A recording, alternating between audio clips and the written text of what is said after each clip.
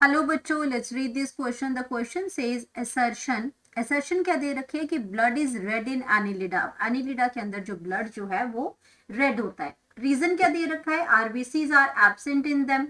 अब RBCs absent होती हैं उसके अंदर और ब्लड जो है वो रेड होता है एनिलिडा में। ये असर्शन और रीजन। अब हमें बताना है कि असर्शन और रीजन दोनों ट्रू हैं या असर्शन और रीजन दोनों फॉल्स है, या रीजन जो है वो करेक्ट एक्सप्लेनेशन है असर्शन का, ये हमें बता के करेक्ट आंसर मार्क करना है।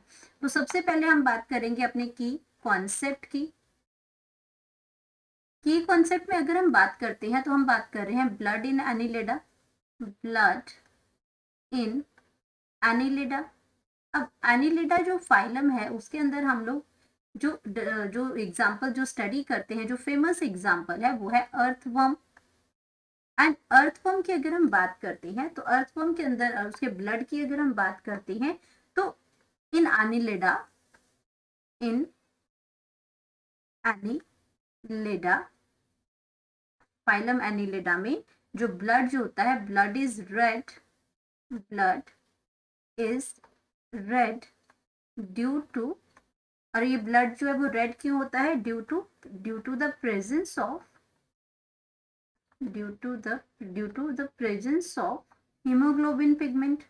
हीमोग्लोबिन पिगमेंट, तो यहाँ पे बात हो रही है हमारी हीमोग्लोबिन पिगमेंट की।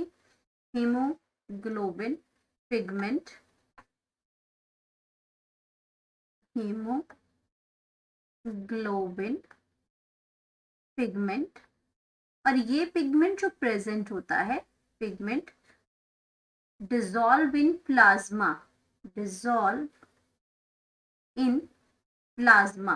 तो ये प्लाज्मा के अंदर डिसॉल्व होता है, इसलिए ये ब्लड को रेड कलर देता है। RBCs are absent.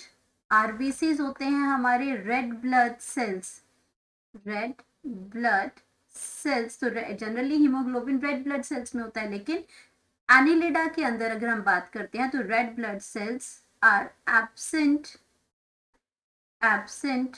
In Annelida. Annelida के अंदर आरबीसीज जो होते हैं वो एब्सेंट होते हैं। तो हीमोग्लोबिन कहाँ प्रेजेंट होता है? ये डिसॉल्व होता है प्लाज्मा के अंदर। तो अब अपने ऑप्शंस की अगर हम बात करते हैं तो यहाँ पे ब्लड जो है वो रेड है एनिलिडा में, बिल्कुल सही है। आरबीसीज एब्सेंट होते हैं, ये भी बिल्कुल सही है। लेकिन जो आरबीसीज एब्सेंट होते हैं और ब्लड जो रेड है, ये करेक्ट एक्सप्लेनेशन नहीं दे रहा है रीजन जो असर्शन का।